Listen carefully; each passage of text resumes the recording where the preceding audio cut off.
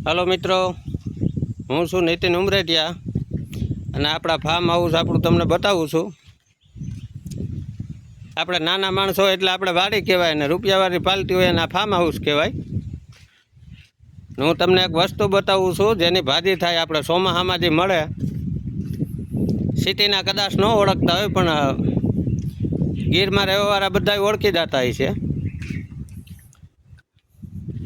અને આ શેના ફૂલ છે એ આ મને કહેજો તમે। આપણી વાડીએ જ છે, જો નાની ભાજી થાય।